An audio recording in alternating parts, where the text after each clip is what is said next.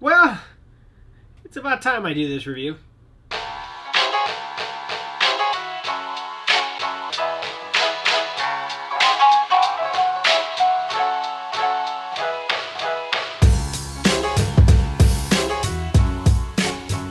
Hey guys, welcome back to techgooch. I know it's been a long time since I posted. Family issues, enough said.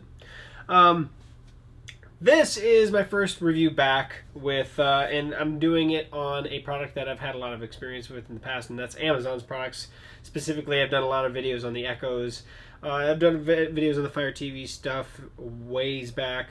But this is the Fire TV Cube, which is not new. It's not brand new. It's been out for a little while now. This is basically Amazon's best streaming box that they now offer. And to be honest, it's not that much different than the Fire TV, which is their higher end dongle that is 4K capable. The Fire TV Cube just adds, essentially it takes the Fire TV and fuses it with an Echo Dot. It's the best way to describe it. The top even shows, I mean, it looks like an Echo Dot, right? Other than it's square rather than round.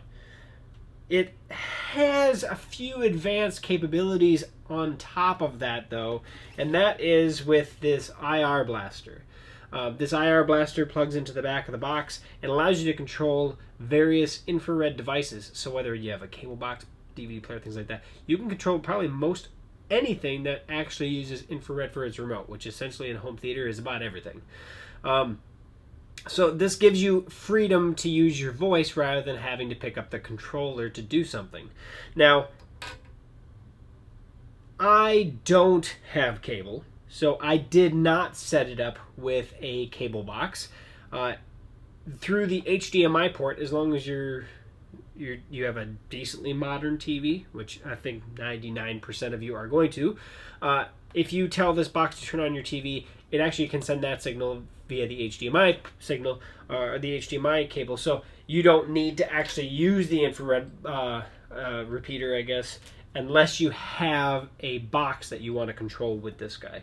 Now, I do everything digitally, whether it's movies, everything. I don't have additional boxes. I have my TV and I have my smart TV box, I guess. I prefer the boxes over the built-in systems myself. And like if you've watched my channel, I am a huge fan of the Apple TVs, but I also have iPhones and iPads and Macs, so it integrates better and it gives me access to my iTunes stuff. However, with Movies Anywhere, everything's kind of changing, so it's being a lot easier. So I've had this for a little while now. I like being able to turn on the TV with my voice. Now, in my living room in the past, I had an Echo always on, basically on my end table, asking it to do things, turn off my lights, control my thermostat, things like that. I have things in my home that are controlled via Wi-Fi and be controlled via either Alexa or other items. Most of the stuff that I've bought, I always require it to be able to be used with Amazon's Assistant. I'll try to use that instead, as well as Apple HomeKit, so I can use Siri to do it. So that's how I look at things. And I now have a HomePod in my living room because I use it for music a lot, and it's substantially superior to every Amazon product in terms of audio quality. I also now subscribe to Apple Music instead, so you can't do Apple Music with HomePod with the Fire TVs or any of the Echo products. So that's where I'm coming from. This is my experience, and my experience is going to be different than yours, and you may tell me I'm full of it. However, after using this, if you've never used a Fire TV stick before, the interface is a little bit different. If you have Fire TV sticks and you love them, then that's great. I've used the Fire TV sticks, I've used the Fire TVs all the way back to the very first one. I've now used the Fire TV Cube. I have used Apple TVs, I've used Roku's, I've used Android TVs, I've used WD TVs back when they had those. I've used a lot of smart TV boxes, and so I have a lot of experience. And if I was to tell you one thing, the downside to the Fire TVs, in my opinion, is the ecosystem, or not the ecosystem, but the interface. I'm not a fan of the Fire TV interface. I never have been. It's kind of messed up. It's gotten better over the years, no doubt, but the Roku's and the Apple TVs, I think, have a much better interface. if I was going to make some quick mentions what I don't like the sponsorship stuff. Sponsored ads and everything that are kind of posted throughout. And that's one of the things I really don't like about it. You know, yeah, I can see the original series here that are listed here on Prime. And I understand it's an Amazon Fire Stick and they're pushing their product first. But things like that, I like more of the blank slate look that you get with like the Roku or the Apple TV so much than this specific. Now, I do like this interface a lot better than the older one, but it's something to at least point out. That said, I understand a lot of you do jailbreak this. I don't. I've tried it. I don't care for it. I prefer purchasing my content. That's just how I am. And I understand that you can have access to things with this that you can't do with the Apple TV or even the Rokus. Not as easily, at least. With that said, what have I found? I found it works pretty darn good. And I like I said before, I like being able to turn my TV on and off with my voice. However, after having this for a little while, and this is not just me, this is both of my children and my wife, everybody has gone back to using the Apple TV. Even though I can't turn the Apple TV on with my voice, and maybe if the Apple TV goes to sleep and for some reason the TV got left on, I don't know how that happens, but the Apple TV typically turns the TV off automatically as well when it goes to sleep. I can still use my voice. I can still use this. However, over the last probably 2 weeks, I probably have only used this one time. So, as coming from a person that already has an advanced box, meaning I have an Apple TV, a newer Apple TV, this is not a necessity to me at all. And while I found it fun to use for the first few days, first couple weeks, ever so often I was forcing myself to use it, to be honest. I've gone back to preferring the Apple TV box. And that, I think, more than anything, is that I have a lot of stuff through iTunes, and I have a lot of stuff that's shared through my local iTunes library that I can't access through this. But if I was to be as honest as I possibly could be, if I was given one of each, which one would I use? I would use the Apple TV, 9 times out of 10, because I like the interface better. I just like it better. That's not to say that if you are a Fire TV lover, if you like the Fire TV interface, this is a great product. It's very snappy. It really is. Not as fast as the Apple TV, I'll give you that. And I'm talking about the HD Apple TV, not the newer 4K ones. Also, to mention, is the capability of using your voice for commands. The remote, I didn't bring the remote down. I'll grab the remote here in a second. You can use the remote to talk to Amazon's Assistant, as well as using the box itself, and you can actually use it to search for things. Look, show me movies with the Tom Hanks and things like that. The downside, in my opinion, is that I can't use it to enter in my username and passwords for the various connected services. So that's Netflix, things like that. I literally have to use either if you get a keyboard and connect it, I guess, but the on-screen keyboard with the remote. Annoying as heck. With the Apple TV, I can use the voice to text. I can spell it out and it'll do it for me. Capital C, small l, 8, 4, 3, all that. I can do that with the Apple TV, and it will not work with the Fire TV. And it is frustrating when I have to use that darn on-screen keyboard, especially when I'm not the biggest fan of the remote control. The password thing really doesn't make a big thing. Like if I go to Plex, for instance, and I try to sign in on Plex, or there's going to be the same thing with like HBO Now. You just go to a web browser and go to this, enter this code. That's fine. It's when you actually go to a thing that actually requires you to put the password on the screen. See, here I am in the Netflix app. I'll hit the sign in button. And now I have to enter in my password. Now I've already logged in once before, so it has my email saved and I have that blocked out there. But the password. So, okay, if I try to use the voice button on the remote, HUCTY.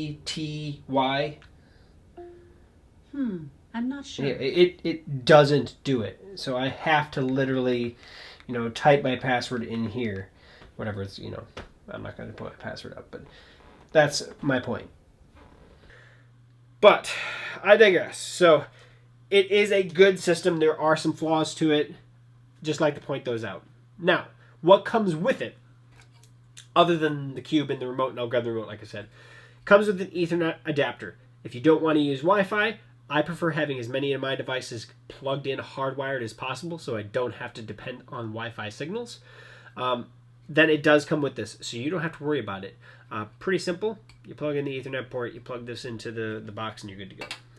Obviously, like I said, the IR blaster is in here as well. That plugs into the back of the box as well. And then the power cable. And I think this is another fail on Amazon's part. This gigantic brick is a joke because how wide it is, it takes up 2 spots on my power strip because I don't have any more of the wider spots available. And I hate it. I hate it. It's a 15-watt power brick. They could have done so much better than this. In my opinion, it should have been built into the bottom of the box or into the box itself so I don't have to deal with this. This sucks. Or, if nothing else, put it in line. I'm not a big fan of those, but they're a lot better than taking up 2 spots on my power strip. This could even take up to 3 spots if you have only one in the middle left. But I did, and I just moved everything down and plugged it over, and now it takes 2. I hate it. I hate it with a passion. So, and then it also comes with some material, quick kind of go-to guides, things like that. Let me grab the remote, I'll be right back. So this is the remote, just the standard Fire TV remote that's kind of been out for quite a while. Hasn't really changed much. Does fit good in the hand, all plastic, as opposed to, and I'll just show you here, this is my Apple TV remote, and you've probably seen this, but this is one of those remotes that either people love or hate because of the touchpad. But it does make maneuvering certain things better and other things worse. So that's the remote that does come with the Fire TV. And then, like I'll show you here, since we're zoomed up, this is the top of the product with basically the Echo controls. And on the back here, we have the USB. This is going to be for your plugging in, say, like the adapter for, there we go, for the Ethernet. This is our infrared port for the infrared blaster. HDMI port obviously for plugging to the TV. And then power port where you plug in the power adapter. So pretty simple in a cube, pretty neat. This is a light bar for Amazon's assistant. Trying not to use that keyword, right? So that's how she goes. And then you can use the mute button so it doesn't use that at all. So it does have that on the top. So that might be a little more review / rambling maybe than you're looking for. But I'm trying to give you as painted picture as I can on my experience with it. It's the best Fire TV on the market. But if you're not looking for the voice control, then just get the standard Fire TV, not the Fire TV Cube. If you don't want that microphone array in your house, then don't buy this. Make sure you get the Fire TV, the 4K capable, essentially the same power for the most part. It's just that this has that capability of controlling other devices that are over infrared and it is through your voice, as well as being able to control the TV and things like that. So, pretty simple, pretty awesome. I like it. I don't like it. There's kind of, it's in the air. You know, like I said, I'm comparing this to the Apple TV because that's kind of the bread and butter to me. That's one of the best devices on the market. But it's almost double the cost. It is double the cost, essentially. Because if you're going to compare this, which is, I think, about $90 you can get it for. Retail, I think, is like $120. But you can usually find it on sale for like $90. Apple TV, you're going to be paying $180.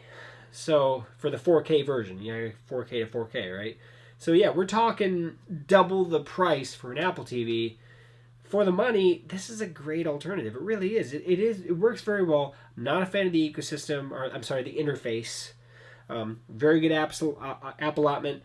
No YouTube, and or no native YouTube app. No native Google support whatsoever. They're still in that little thing.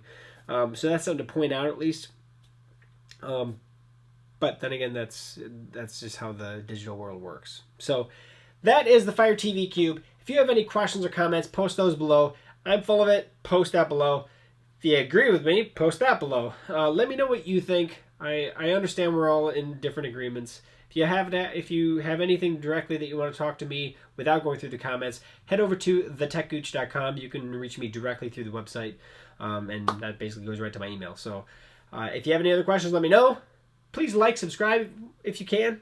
It helps me boost this up, and I'm hoping to have a whole bunch more videos. I have a lot of things coming up because I basically have a backlog for when I was away. So thanks for sticking with me till the end. And if you want to purchase this, I will put links down below where you can purchase it directly on Amazon. If you buy through that link right down there, you are supporting the program.